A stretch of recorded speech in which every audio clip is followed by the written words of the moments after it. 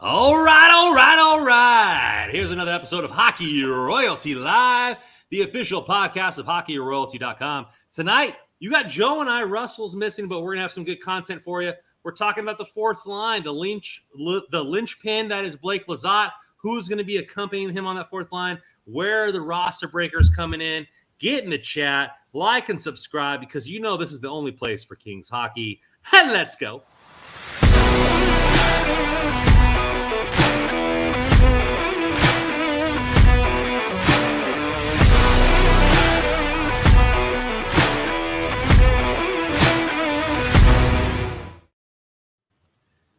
Man, it felt good to get that intro in. I missed last week. You guys had a great pod. If you didn't check that out, everybody that's listening right now, go out and check that out. They talked about the decor, in the bottom four and how that was very maneuverable. The power pair that is Roy Gavrikov and how we see the young guys, the Clark train fitting in and all that kind of stuff. So go in and like and subscribe there. But before we get into our heavy topic, that is the fourth line. Joe, how you been, my man? Not too bad. Listen, I'm always glad when you're back because, it's not easy being in that host chair. There's a lot of things that are going on. There's a lot of things you got to maneuver for people that don't know. Randon does it really well. I'm always happy to fill in a pinch when need be, but let's just say I'm happy when you're manning the controls. How are you doing? Man, I appreciate that. And you gave me a sweet shout out on the THPN Pacific. I was driving, and luckily I didn't hit anybody while I was trying to listen to YouTube and comment. I was don't text and drive, people. That's very tough. I was YouTube commenting and driving. I appreciate the shout out there. I'm doing good, man. I'm just buttoning up all the Europe plans. For everybody who doesn't know, I'm going to Spain and Portugal at the beginning of October. So I'll be unfortunately missing the first couple games of the Kings season, but I'll be in Europe, so it's well worth it. So just doing that and just living life, my man. I mean, football comes out tomorrow, so the big college near where I'm at is TCU. They're playing Colorado, so Deion Sanders is about to get his face kicked in a major way, and so it's just big. Go Horned Frogs out here, as they say. But it's just lifeblood out here. You talk about lifebloods of a civilization. Texas is definitely football. Yeah. A new high school just opened up. They have like multi-million-dollar high school, like talking about indoor 5,000 person arena for basketball. They have an indoor football facility for the summertime when it's super hot. Big arena, multi-million-dollar arena for football. They have Chick-fil-A and Jimmy John's in their lunchroom for everybody. So it's just massive out here, and so that's going down. So if you just take that and put it into what college football means, it's a matter of life and death. Yeah, I mean, it's a whole different animal down there. You did mention it briefly. We did do – so we are, for those that don't know, we're a part of the Hockey Podcast Network, and I was a guest on the Pacific Division preview show. So for anybody that is interested in hearing – not only so there were podcast hosts from the Calgary Flames, the Vegas Golden Knights, and the Seattle Kraken. So for anybody that is just curious about how they see the division play out, and I was excited to go on because I'm always curious to hear what other people, other fans, other podcast hosts or whatever think about the Kings. Like, we all have our opinions. I think it's human nature that we're always going to be slightly biased probably toward our favorite team. But it was a fun conversation. And I thought it was, interesting to see, where they picked the Kings to finish in the division and how they compared to the other teams in the division. So it was an interesting conversation. The bullet points there is they don't like PLD. They don't think he'll be a factor. They don't like our defense, and they absolutely think our goalie tandem is probably the worst in the all of the NHL. So that's the bullet points there. But yet, we're going to prove them wrong and finish with over 100 points. So THPN better watch out. Thank you for all our regulars coming here. Nav was in here 30 minutes before saying be sure to subscribe, give a like, hit the bell so you don't miss a second from the boys. That's right. It's Boys Town. Big season coming up. Go Kings, go. Noah coming in here. Steak and Hockey Royalty tonight is shaping up like a great night. I like it. How do you like it, Noah? How do you have your steak, Noah? Yeah. Steak, is it medium rare? If it's not medium rare, you're doing it wrong. No, I'm just kidding. How do you like your steak? No A1, I hope. Getting out there. Howdy, fellas. 3 in and 3 likes. Keep it up, peeps. Hit that like button. Appreciate you, Al Smith. Hey, Al Smith donated a lovely $30 last week. For everybody that doesn't know, we crossed the threshold on YouTube for monetization, but that's not going to change Joe and I. We're still going to be the down-to-earth, fan-friendly host that you know and love. But if you do want your comment thrown up on stage with no exceptions, we have that super subscribe, donate to the podcast. We really appreciate you guys. If not, I hope I hit what you guys are saying. We always appreciate you guys in there. But if you really want your comment thrown up there, do the super subscribe and we'll throw it up there. Or the super chat. Sorry, super chat. Let's get into it here. I know you guys more. Oh, Trap got in here. Yeah, Trap got in here. Right in here. Oh, that's Al. Sorry, man. Got quick with the button. You guys are so quick on the chats there. Friday, I finally got here on time. Trapper99. I appreciate that. Marco's saying the fact that we're still waiting for Kings game to be televised worries me a lot. Yeah. Our third prong of the triumphant here is missing, but he wrote a wonderful article about that.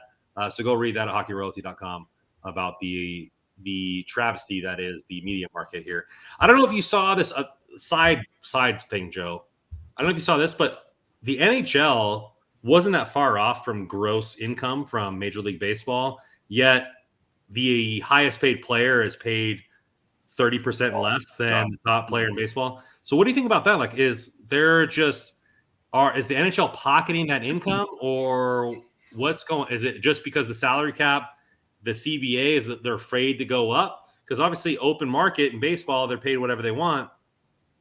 But I think, I mean, billions a lot of money there, Joe. I don't have $1 billion. I don't even have $1 million in my bank account.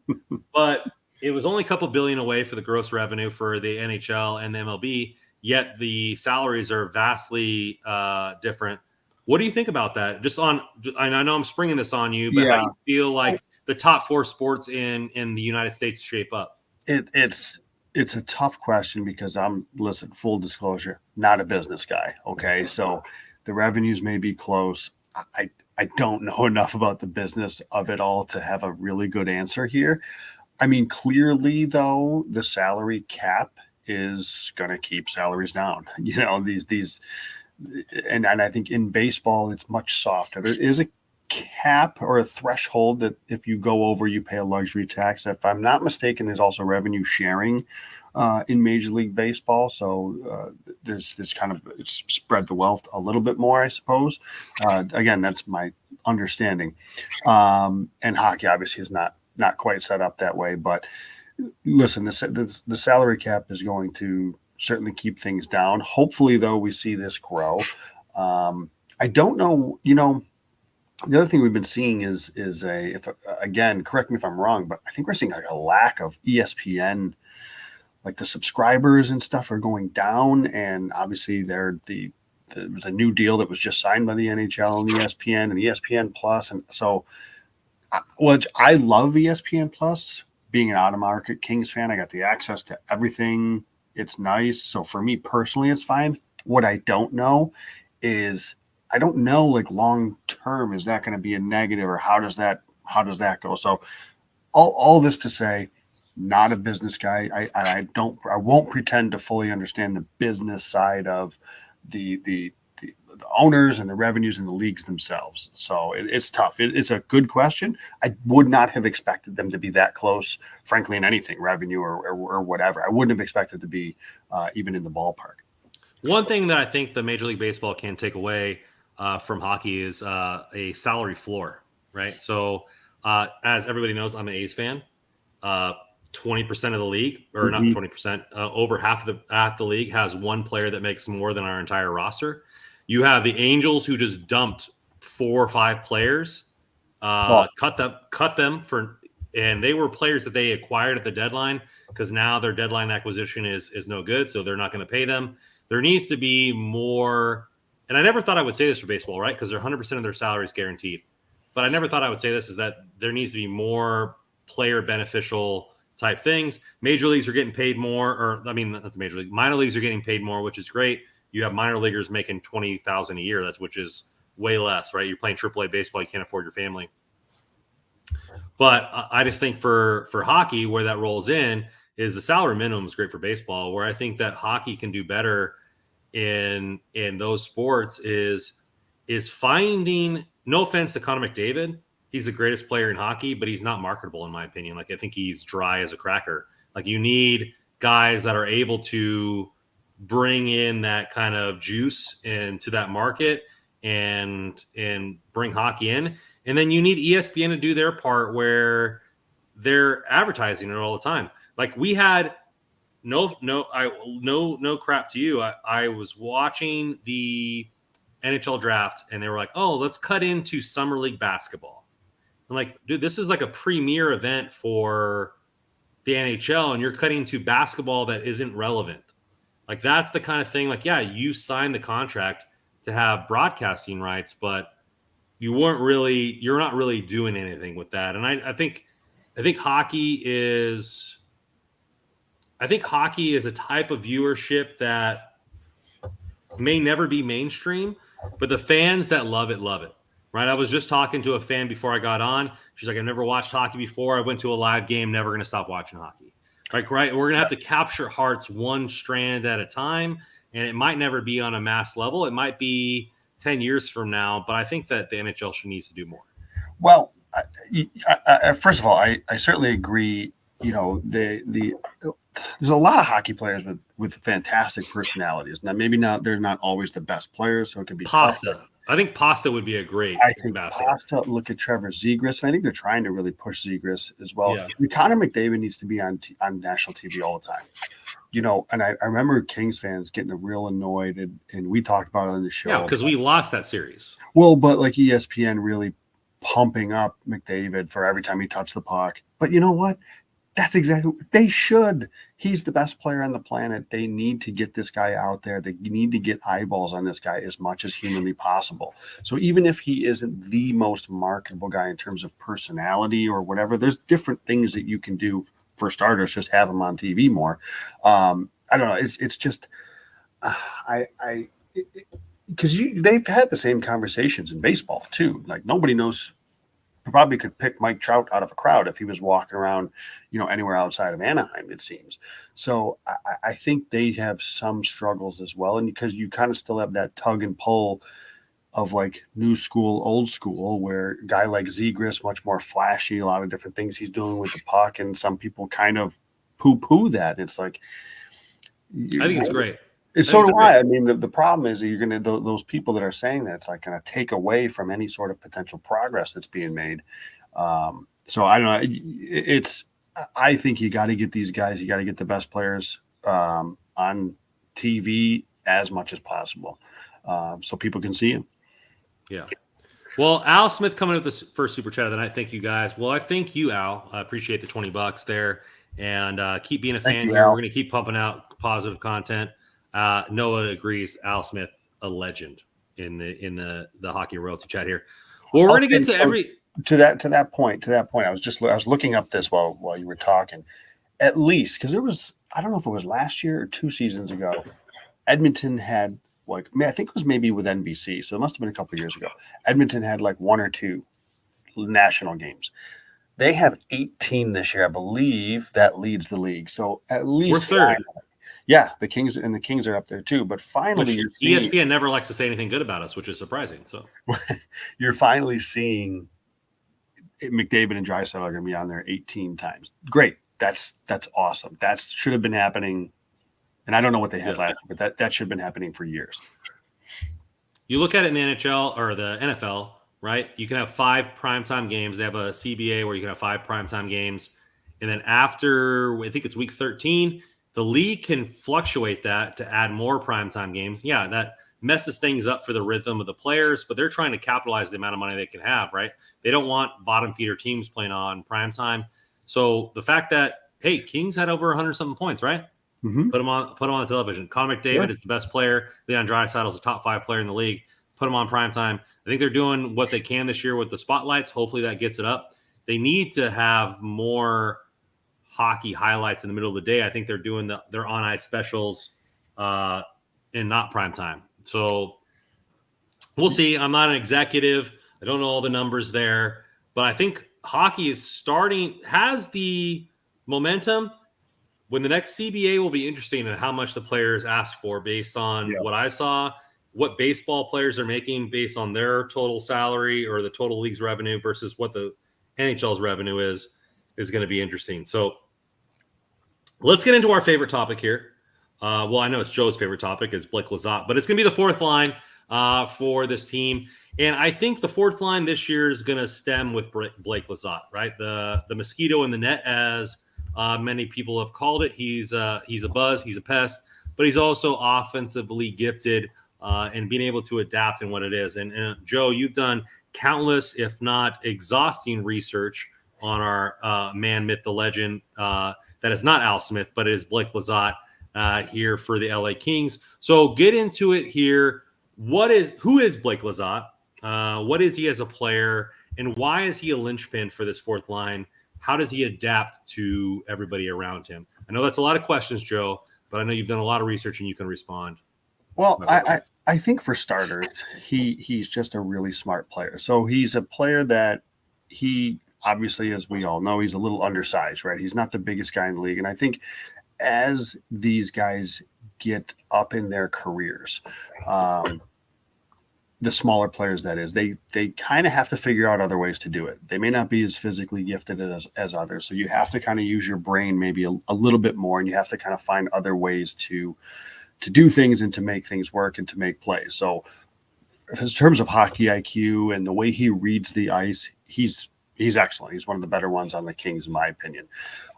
He never stops going. You know, he's one of these guys that is just a constant energy. But I think what people don't appreciate or don't understand is just how impactful he really is in terms of the offensive side of the game.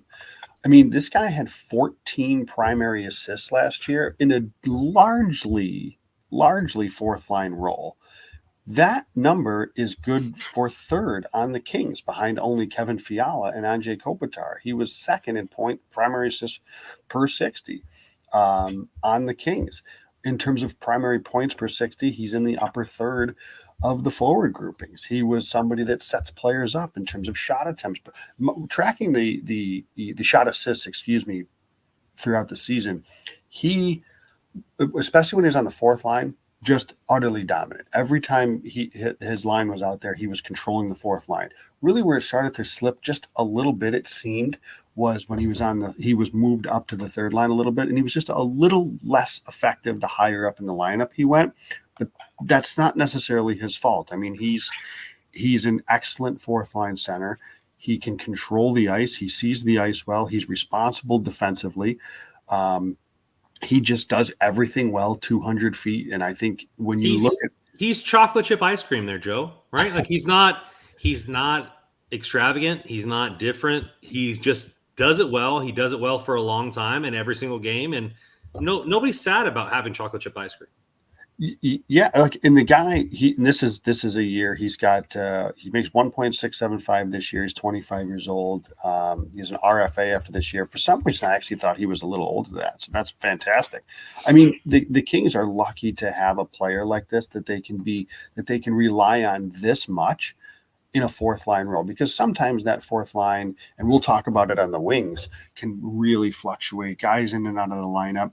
To have a centerman as reliable and as effective as Blake Lizotte is, this isn't somebody that's just, wow, he's a defensive forward, so you're never going to have to worry about it in your own zone, but he really doesn't contribute much offensively.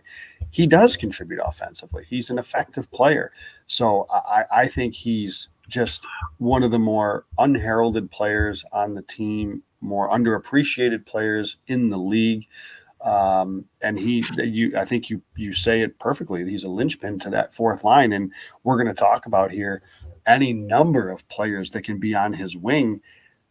And I mentioned on, I think it was last week's show, or I don't know if it was last week or 2 weeks ago, I just don't hate Arthur Kaliyev being on that line because Whoa, pump your brakes, man. You're getting too ahead of yourself I there. You're getting too know I'm ahead not of going to yourself. elaborate on that at all. It's just because of the style that Blake Lizotte brings, because he's such an effective playmaker on the fourth line. You give him a shooter like that, then it can be very Let's get into that then. Obviously, the pest in the net, or the pest in the tent, was his moniker for a long time.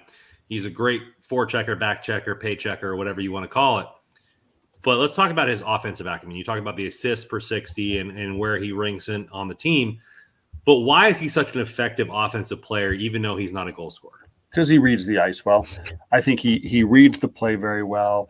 We talk about it so often where we're waiting to see with Quinton Byfield where the game kind of slows down a little bit for him so he can kind of make these plays. I think Blake Lizotte sees and reads the ice so well, the way he scans the ice when he doesn't have the puck, that when he does get the puck, he knows more or less he knows what he's doing with it.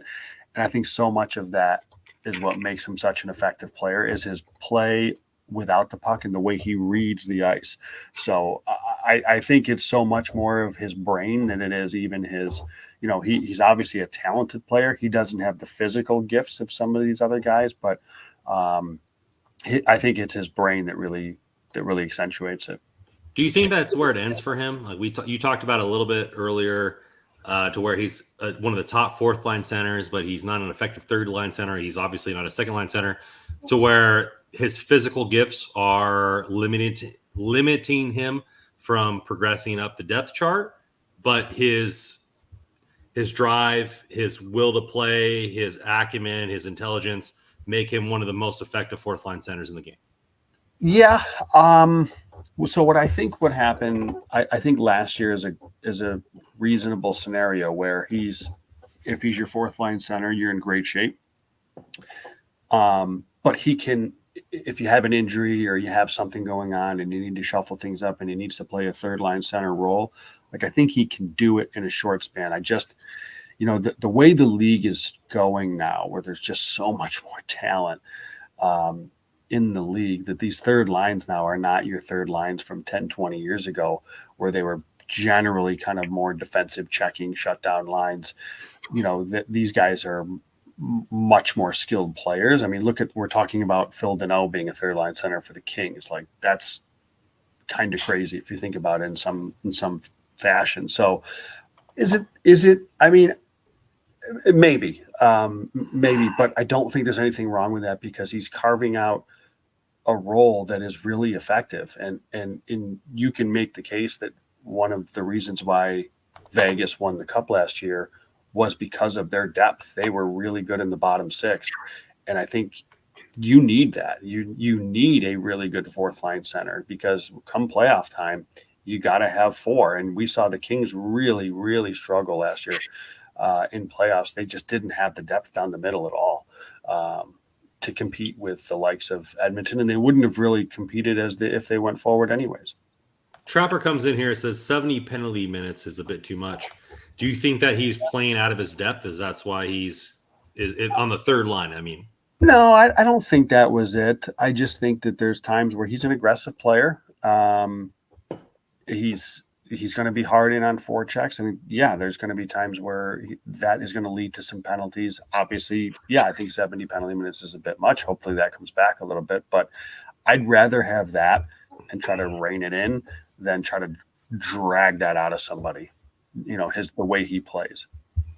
So let's get into the other side of the puck here on the defensive side. That's where he got into it, right? The pest in the net, mosquito, all that kind of stuff. But what does he do so effectively, and why is that now everybody's hindsight for Blake Lizotte, even though he's been doing it, since he's been in the league?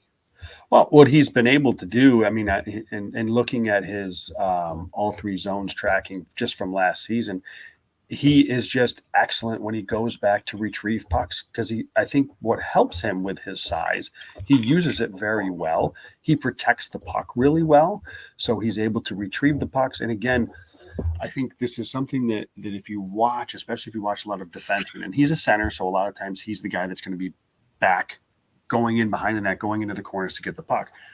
watch these guys as they go in and do that, as they're skating into the corner, as they're skating in behind the net.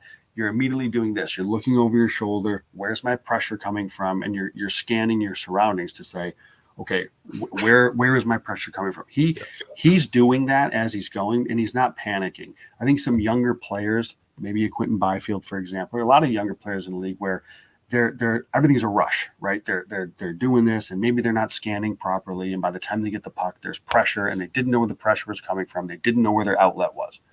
Blake Lizotte calmly is able to look. He knows his surroundings. He knows when he gets the puck that he's going to make a play. Whether that play is he's going to eat the puck on the wall and wait for some help, whether that play is I'm going to chip it back behind the net to my D-man, or I've got room to make a turn and go up and out of the zone to my winger. He's able to do that. Again, that goes back to his hockey brain, what makes him so good at that. And his, he grades out really well in terms of when he goes back to get pucks in retrievals. And again, he's just a smart player. And I think he uses his brain, and I think he uses his body really well, despite being undersized. So obviously he's the favorite to be 4C. Well, we got PLD, we got Dano, we got Kopitar, obviously. So he's there. We're going to get into the wings here in a little bit, but you know what's not in the wings is our sponsor here at Hockey Royalty, which is DraftKings. So let me pull this up here. College football fans, are you ready for week one? DraftKings Sportsbook is hooking you up with a can't-miss offer for the start of the season and starting this season strong. New customers can bet just $5 in college football and get $200 in bonus bets. Yeah, that's right. 200 stacks, baby. Anything can happen in college football. Your team could go from unranked to dynasty mode in just a couple of years. Change comes fast. The only thing you can lock in great offers is right now. Bet every single week on college football. Bet games. Bet spreads. All you can do at DraftKings Sportsbook. Life is more fun when you're in the action. Download DraftKings Sportsbook app now. Use code THPN because that's the only code you want to use. New customers can bet $200 or can score $200 in free bets instantly when they just bet $5 in college football only at DraftKings Sportsbook. Use code THPN. The crown is yours. Let's get it here. Joe, who's your college football team? I'm going to be honest, I'm not a big college football guy, but as a kid, growing up, I liked Notre Dame and Michigan, which I think is a little odd, but I always loved Michigan's helmets, and that went for hockey too. Yeah, legit helmets. I mean, what's the biggest team in New York? What, Syracuse? Probably yes. I mean, they're obviously much bigger basketball wise, but Syracuse, yeah. They had the massage therapist for a couple of years, and they won a national championship. But right, yeah. What I want to get to before we go into the wings is Marco Zen comes in here. If QB breaks out a fourth of the season in, is it better to keep him at LD or L wing 1, or the rest of the way, or experiment him with that 4C and move Lizotte to the wing? Now, obviously, QB was drafted as a center. The plans are him to play center. All of us co-hosts here have different opinions on the move for PLD and why that affects QB. But ultimately, we see Quinton Byfield as a potential center of the future, whether that's 1C or 2C. Joe, do you think that his vision for this year is always going to be on the wing? Or do you think he'll get some play when it comes to the center position? I think the centers are going to be locked in, barring injury or something happens. Then maybe if they need to move some things around, I think Byfield right now playing the wing a bit is going to take some pressure off of him. I think it's a little. He doesn't need to have as much of a goal line to goal line kind of 200-foot. Approach to his game. Obviously, they're going to want him to be defensively responsible, but I keep him on the wing right now. I don't think that there's a need to kind of force the center position on him at the moment. They moved him to the wing. It went really well last season. Let's see how it goes at the start, and then we'll just kind of take it from there. I don't think I would move Blake Lizotte to the wing for Quinton Byfield. I don't think I would do that. Right now, Blake, for me, my opinion is that Quinton Byfield's not a center until one of the big three retire, right? Like, you're not going to play him fourth line minutes for no reason. You know, Him playing 17 minutes or 18 minutes on the wing is way better than 10 minutes on the fourth line center, and especially in the Kings system. So for people who don't, I mean, I'm not an expert, but who don't know what the system is for the Kings, is they play the 1-2-3 system for the centers or for the forwards, right? So first forward in is the first forward. He's on the puck. The second forward in is he's support. So whether he is on the wall or taking off that defenseman, and then the third forward into the zone is getting into a zone, whether he's scoring or he has to make a decision to help both the other forwards. So the Kings don't play a center wing system. They play 1-2-3. Whoever gets in the zone first has that. Now, obviously, you want guys like Byfield who have bigger size to get to the puck first because they're more likely to retrieve that puck. But ultimately, the center position really just comes down to more one-on-one defensive responsibility, face-offs, all that kind of thing, where I would rather have Quinton Byfield playing 17, 18, 19 minutes a night rather than him playing 10 minutes a night on the fourth line. Now you can correct me if I'm wrong. No, I mean, especially if he's having another good season on the wing next to Kopitar and Kempe, which we assume is going to be how they start, then there's no reason to split that. Yeah, I don't split that. Before we really quick before we move on to the wings, just to tie a bow on Blake Lizotte, I'd be remiss if I didn't mention he's a really good penalty killer too. I mean, looking at Hockey Viz, I mean, the expected goals against per 60. With him, the Kings were significantly better on the penalty kill when he was on the ice versus when he was not on the ice. And that grades out true for in the defensive zone at 5-on-5 and in the offensive zone at 5-on-5. They are a better team with Blake Lizotte on the ice, just period. So just to tie a bow on him.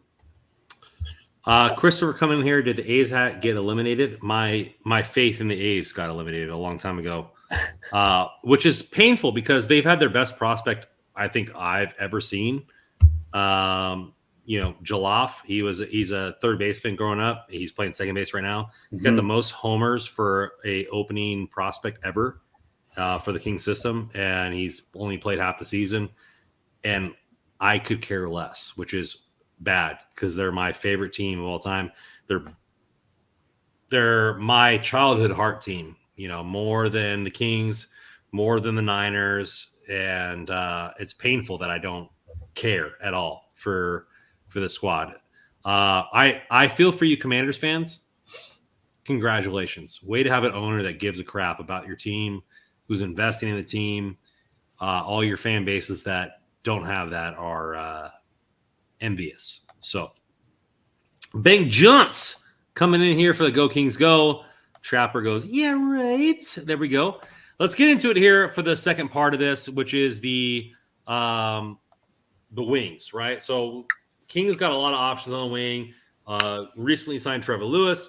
You got Carl Grundstrom. You have, LaFerriere, which got brought up late in the season. You have the skeleton that is Alex Turcotte, who has been playing all offseason, getting muscled up. And that's a joke, which shouldn't be a joke, I guess. He's been injured riddled, but he's ready to go. Hopefully, he gets that run. And so, there's so many people there, which, I thought that the Trevor Lewis signing was weird, and all that kind of stuff. We have so many prospects that are able to fill that role. But then you were talking about in our Middle Six podcast, dropping down Arthur Kaliev and letting a prospect play on the second and third line that has acumen, a Fagimo, a LaFerriere, Chromiak, that type of player. So let's just start here. Let's start with the base level there, Joe. The base level. Let's start on the floor, the concrete. Where do you think the fourth line sits for most of the season? Where's your starting fourth line? Is it a Grundstrom and Lewis? Is it where is it at? And if you had to bet your chicken Parmesan pasta on it, where are you going? I'll assume for purposes of this conversation that Kaliev will find his way into one of the top three lines. I think we'll say that. I mean, I think I gave my opinion a couple weeks ago. I think he's a really interesting player. I think he will succeed next to Blake Lizotte. So I don't hate it if that's the case, but I think for purposes of this, we'll say that he's in the top 3. If I'm a betting man, I think Trevor Lewis is going to be on the right wing. That left side, I'm going to say Carl Grunstrom, but I mean, I'm looking at a list here. I've got Carl Grunstrom. I've got Alex Turcotte. I've got Akil Thomas, Anderson Dolan, Samuel Fagimo, and then kind of some wild cards of Chromiak and LaFerriere. Like, there's a lot of names. And it said, I'm not even including Kaliev in this because I'm just, for purposes of this discussion, are going to be up. But what I'll say, in doing some kind of looking through some numbers, preparing for this, there's a player who is top 5 on the Kings in goals per 60 at 5-on-5, primary points per 60 at 5-on-5, shot attempts per 60 at 5-on-5, individual expected goals per 60 at 5-on-5. I know where you're going with this. Rush attempts at 5-on-5. Oh, keep it going. And hits per 60 at 5-on-5. Keep it going, my wax head, man. Come on, give it to me. If you that's Carl Grunstrom for everybody. I know it is. Tonka's my man. Like, and I've gone through moments where it's like, I'm done. I just seen enough of Grunstrom. But man, when you look under the hood, it's like he is good doing it when he's on the ice. Like, he's good. So.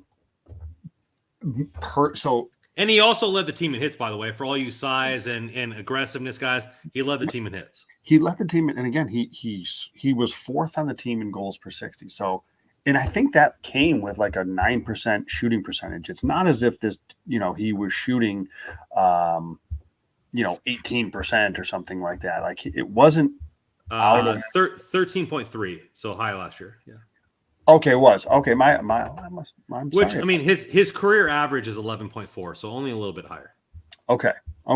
So it was a little higher. I don't know what I was. Which means he's good at putting the puck in the net, man. Like, that's good for him. The minutes he plays. Yeah. So like, I'll be honest. Like, I get like the Godfather. Like, just when I thought it was out, they pull me back in. Like, yeah, I might be gabagool. There we go. I don't know how I can look at these numbers.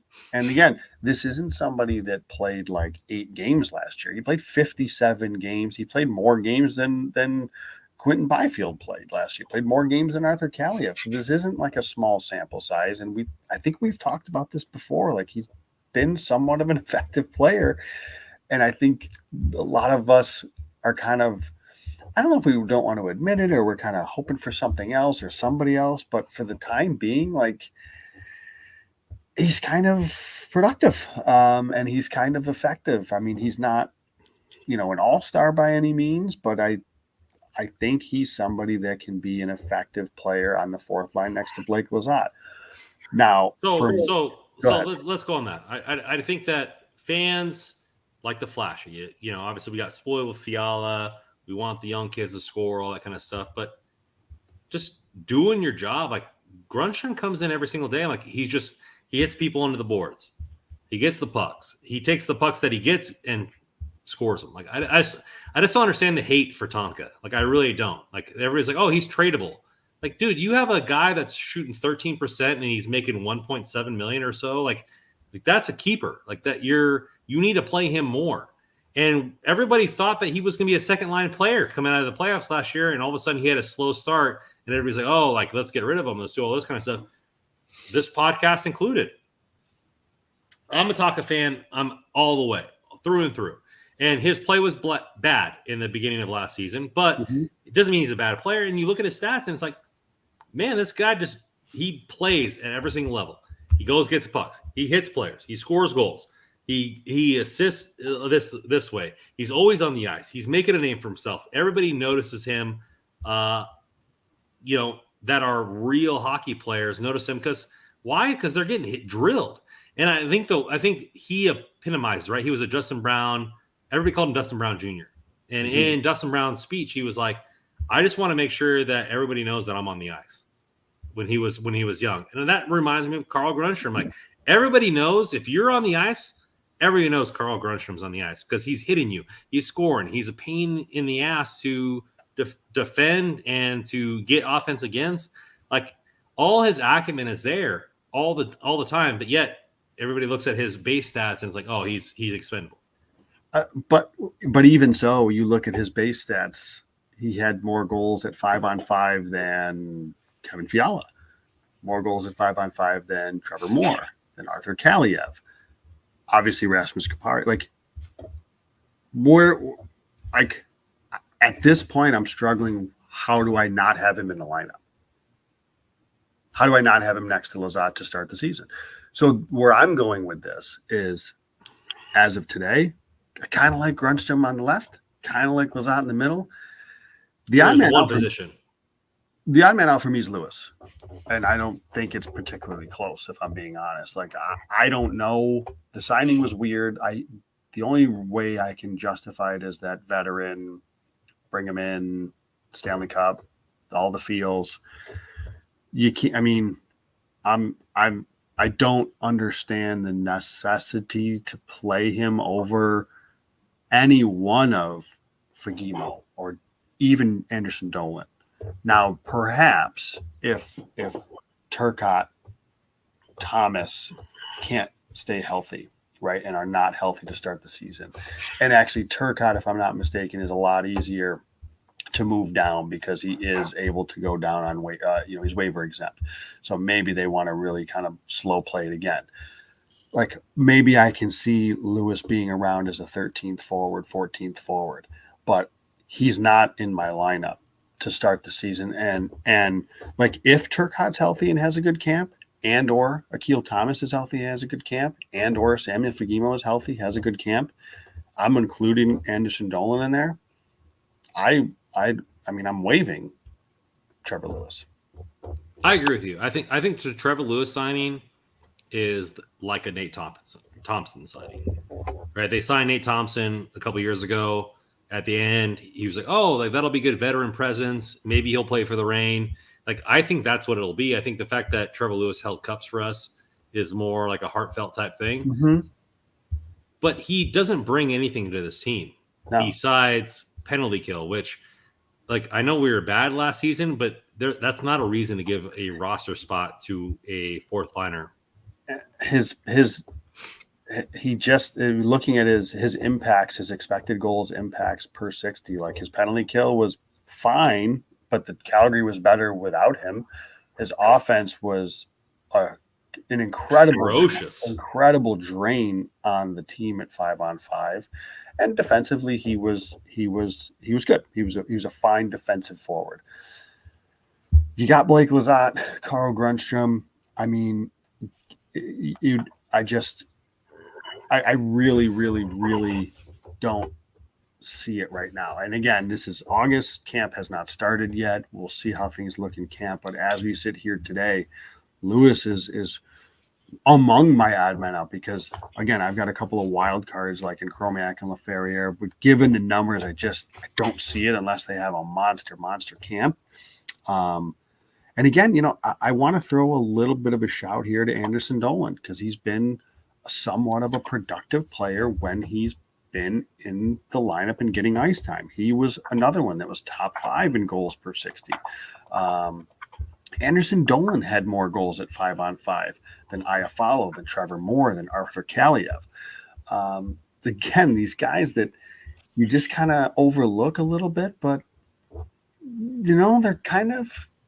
I've been a big Anderson Dolan guy for a while now. But you and I are both like, yeah. When we started out, the back in the days, the making it rain, like we talked about Jad nonstop. By the way, everybody, I might be starting my fantasy football draft here soon. So if I'm making picks in between, CJ asked me for some advice. I sent him a sheet. He killed it on his draft. So thank you, CJ, for hitting me up. CJ. If anybody needs fantasy football draft, I got you. But yeah, Jad, my friend is an anomaly here. Like, he's the type of guy where I think he's Lizotte adjacent or Lizotte, like, to where if Lizotte wasn't there, he would be the 4C. Like, he's the same player. Like, he has good offensive acumen. He has got good intelligence. He's not a defensive liability. He's not as much of a pest per se, but he has more offensive upside. I I think if Lizotte wasn't signed and Lizotte didn't play as well, like that's where you would find Jet. That could be. I think the difference is here. I think with a Lizotte versus an Anderson Dolan, and I'll lump Anderson Dolan and Grunstrom. I think Anderson Dolan and Grunstrom are, how do I put this? Not results oriented, but they Grunstrom is you just produced a lot.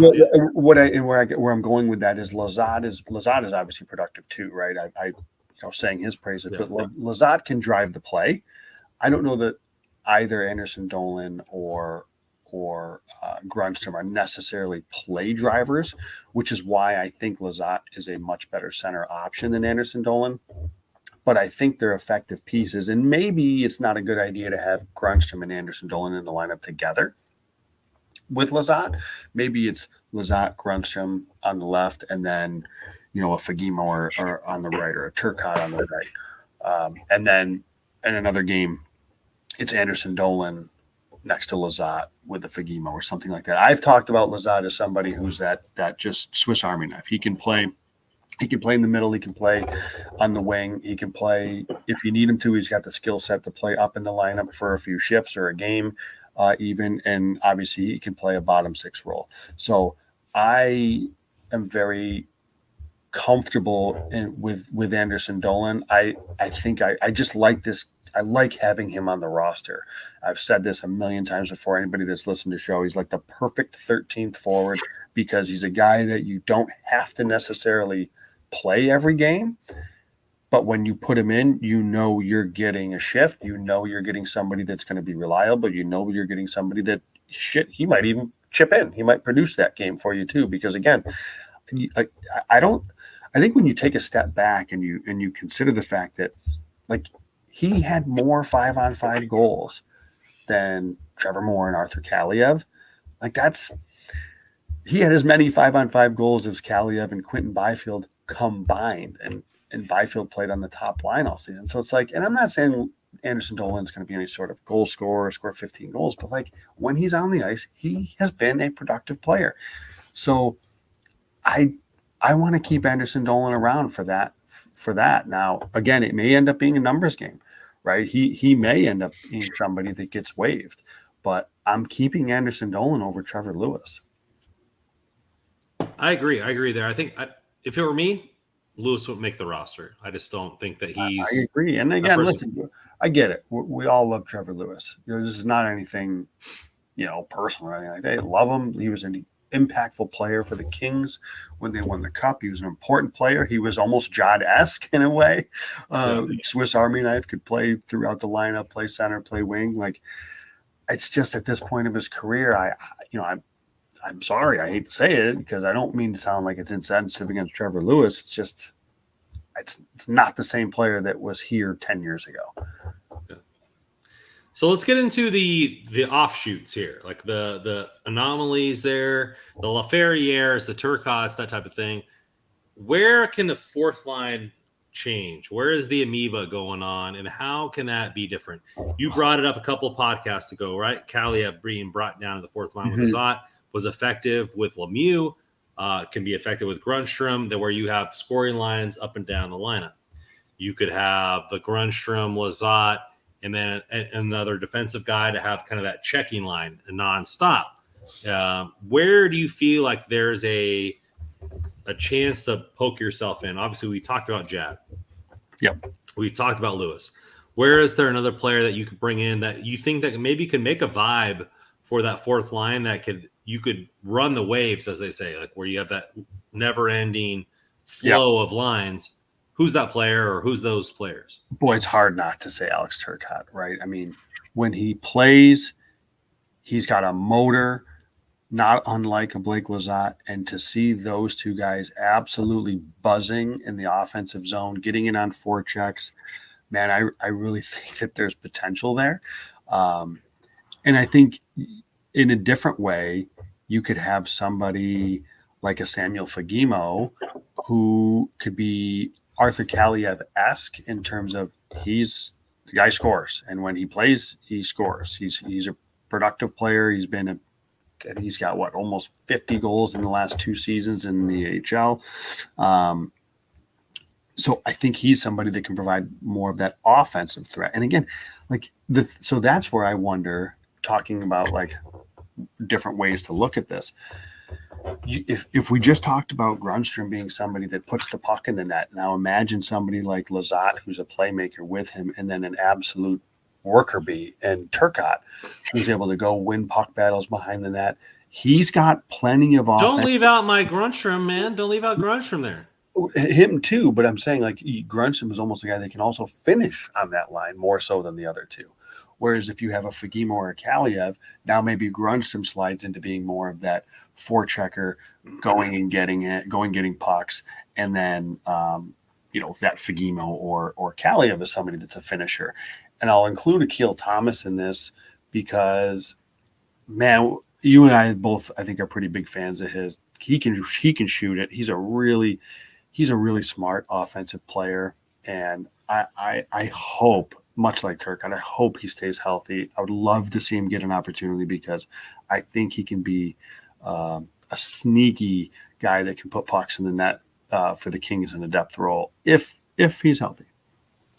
If I had one word to describe Akil Thomas, would be jigsaw. He's just a piece that you could fit anywhere. He's got that offensive scoring. Mm-hmm. He's got the defensive acumen. He can play center. He can play wing. He's not afraid to hit. He's not afraid to get in your face. He's not afraid to do anything like this. And then he won the gold medal for Canada. Like, he has that high level. He's willing to rise to the occasion, is what I'm saying. So, like, he would be a sneaky spot too. And man, God, I wish I could stop saying this.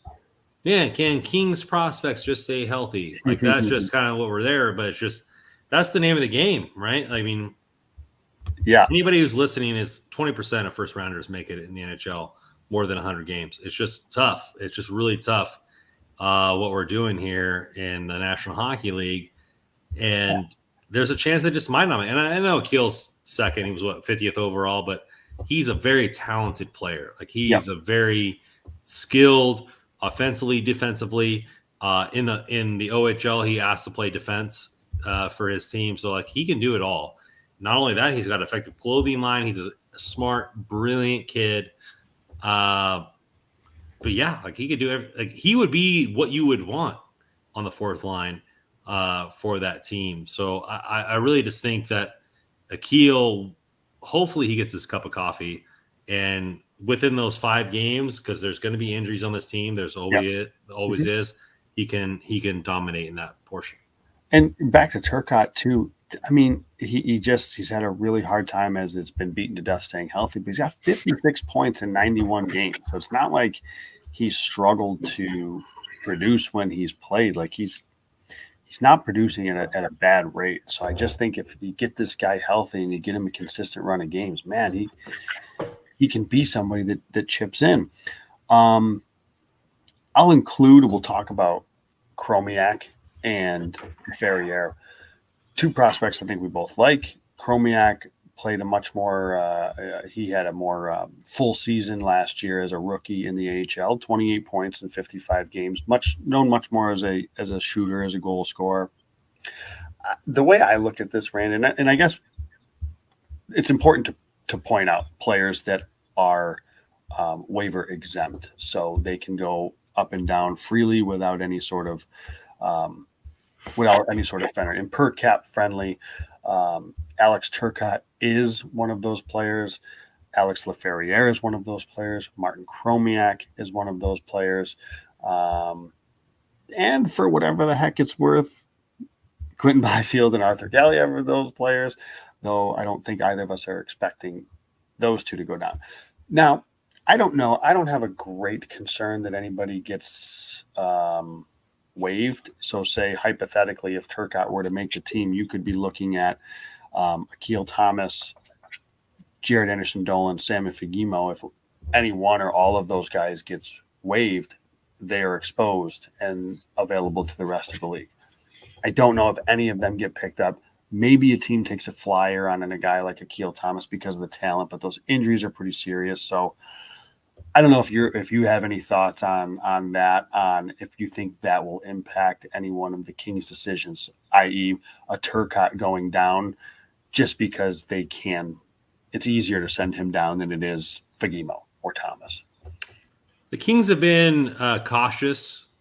In some instances, I say weak in their choices of which players. I mean, that's a strong statement, but I think that you look at ball is ball, puck is puck. There are some guys that are just better players, and you're making the decisions based on contracts. And I think that it's not always correct. And I'm not a GM, and I'm not an evaluator. I don't do this for. Well, I do it for a living, but I don't do it for. Well, I guess I wouldn't say a living. I do it for a sandwich every 3 months, right? But I let's just say this: I'm in sales. You know who the top dogs are. You know the people who have the talents are. And when we watch hockey, I watch 6 minutes of Brant Clark highlights. I know he's the fucking real deal. Excuse my language. And he should be on the roster, but the reason he wasn't on the roster last year was because of contract reasons. And I will debate that to the end of the earth.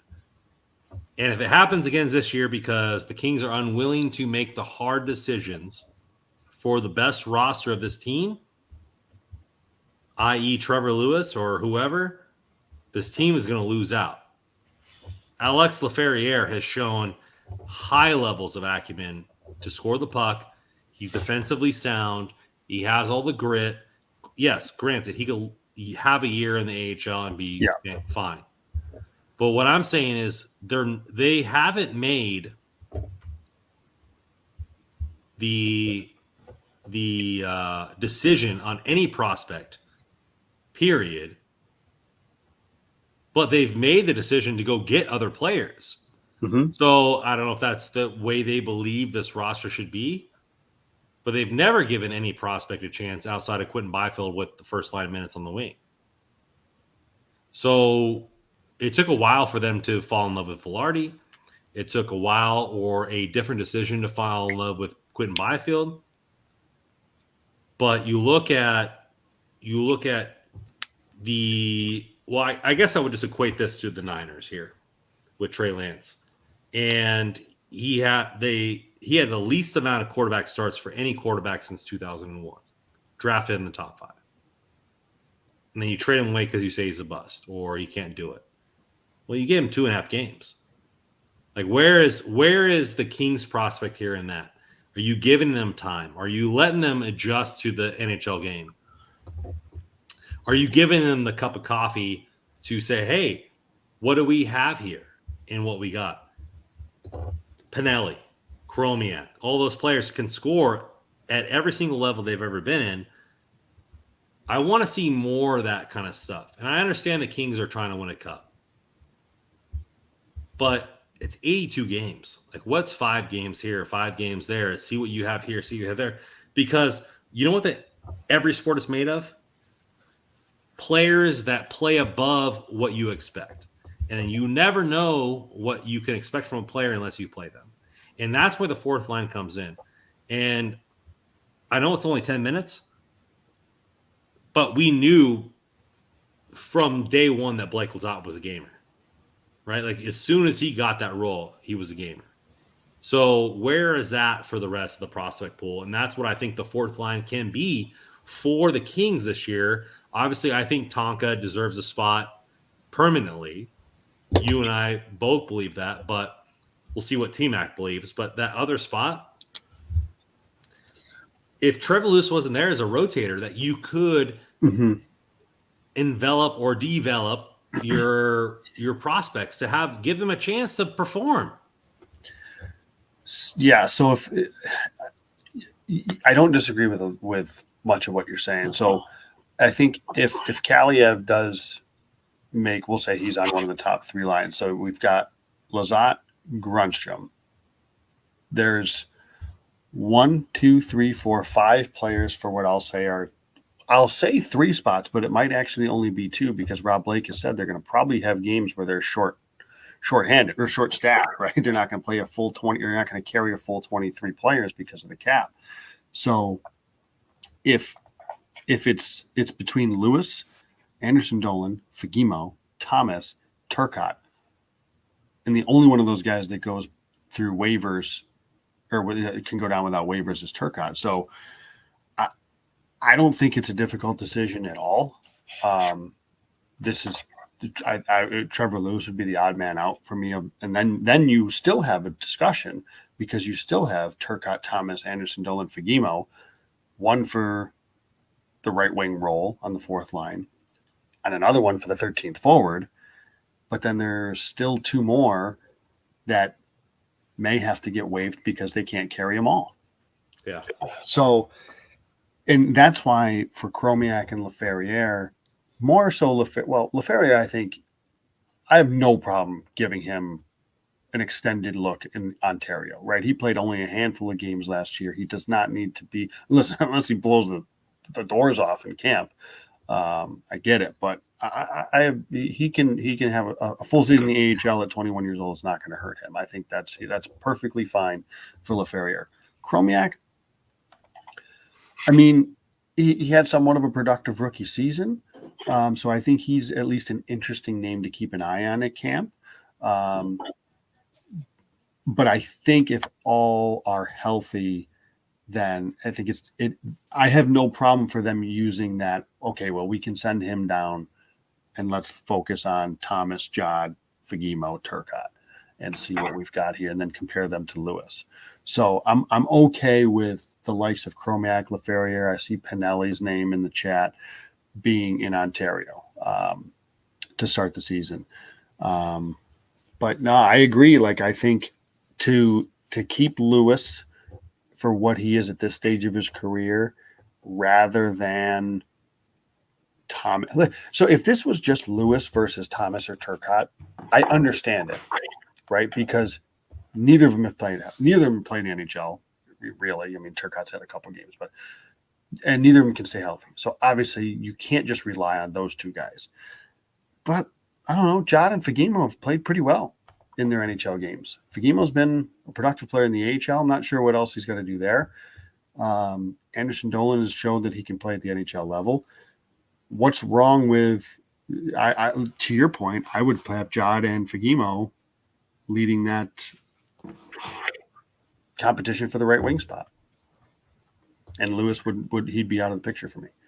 Yeah, I think you have to give other players a chance. Like, Jad deserves more minutes for the entire season. Like, is he, in your opinion, is he any worse than Trevor Lewis is now? No, that's kind of that's the point I'm trying to make is like where Thomas and Turcotte, it's a big unknown because they just haven't played. I don't think Jod's that much of an unknown. He's not an all-star, but I think at this stage of their careers, they're really close, Anderson, Dolan, and Lewis. And I would rather waive Lewis than Anderson, Dolan. Yeah, I feel you there. All right, dark horse for you on the fourth line. Who makes a splasher in the season? Where are you going with that? Akil Thomas. Okay. If I had to pick it's a dark horse, I'd say Akil Thomas. I like it. So, give me 1 second to make a pick here in my fantasy. I told you I'm going to be here distracted. I see Trapper in the chat said that, Lewis will be the Nate Thompson and role in Ontario. You alluded to that earlier. Maybe. I don't know, though. I mean, Trevor Lewis has been in the NHL for a long time. What will he do that? I don't know. I'm not. Trevor Lewis has a higher pinnacle than Nate Thompson. He does. So I don't know that. I don't know. Like it's. And I'm not bashing on Trevor Lewis and what he has to bring to the team. No. Maybe T Mac and the organization's like, hey, like he can give value to the fourth line. I just don't see it. And it's not to say that he doesn't have anything to give or he hasn't a good career. It's just you have so many players that need time in the National Hockey League to get games. Like, you could have, like, all the names that you said that could go down and come up, That's free game experience, right? The Kings, obviously, everybody knows, cash strapped, right? They don't have the extra players that are just sitting in the press box. They have to cycle those guys in. If you had, like, I would rather have a Turcotte, Chromiak, Fagimo, another player that you mentioned, Akil Thomas, cycle going on that wing all season long until you found somebody that was willing to answer the bell rather than a Trevor Lewis. Yeah. I agree. And it's like, I'll say this though. I mean, that's obviously our opinion, but all that said, I just find it hard to believe that they signed him to waive him and to that they would waive him. So I am penciling him into fourth line wing role right now. You are. All right. But I mean, it's not what I would do. I would. I am too, because they signed him for a reason. They signed him. I think it's $775. It's not as if it's something that they couldn't move on from. And I don't know what those conversations are like. And this is all guessing, obviously, but I just think that they signed him. He's that veteran guy. They're a team that's looking to take the next step. I can see the whole narrative around veteran cup winner getting back in the locker room. I can see that whole thing. And I think that I can see the Kings seeing value in that for whatever that's worth. Well, I mean, I see value in everything that we see value of. I know that it's going to be we're in a good position. We're arguing about the fourth line here. We're arguing about one wing of the fourth line. So the Kings are in a good spot. Do you think Grundstrom's a shoe-in though? For like I would. Dude, the guy just immaculate. Everything he does, and I'm a huge Tonka fan. I've always been a Tonka fan. In the Kings podcast that I made before I was in Hockey Royalty, I would say it wasn't even a podcast. It was one episode. But I thought that Grunstrom could be a 40-point scorer, and like he is that type of player. And he just can shoot. He can hit. He can assist. Like I don't see why you wouldn't want him on the fourth line. Yeah, and I think the reason that his name kind of came up here and there as maybe somebody that's on the way out is simply because of his money. I mean, his 1.3 is the most of anybody in this fourth line discussion, other than Lizotte. Obviously Anderson Dolan is at 775, Lewis 775, and then you've got the guys in Ontario all under $1 million. So, I think that's where that was coming from. But I think there's also been this conversation that Grundstrom is just not cutting it. And I know I've been a part of that sometimes, but man, like we talked about earlier, he's been pretty effective. Yeah. Well, appreciate you guys in the chat. You guys have been gangbusters tonight, going back and forth. As always, we appreciate you guys here at Hockey Royalty. You can find all of our articles at hockeyroyalty.com. You can find us here on Twitter, or as they call it now, X, at hockey_royalty, at Random Commando 24, at NHL Russell, at JW Paterino, at Kopitar for OHF. And then if you want to play some bets, DraftKings got you at code THPN. Again, that's THPN for draft codes there, or DraftKings, sorry. We're always coming out with new stuff. I appreciate that. And, I'm a Grundy fan, Tonka fan to the end. Buy that 91 jersey. Trapper saying, hey, draft that Tyreek Hill. I missed out. My first two picks, if anybody wants to know, it's a keeper league, but my first two picks was Bijan and Eckler. So, went deep there with the running backs early. My keepers are Josh Allen in the 14th round and Cooper Kupp in the 8th. So, I got those. I got the guys in, when they were deep there, So appreciate you guys there. Always coming here for the chat.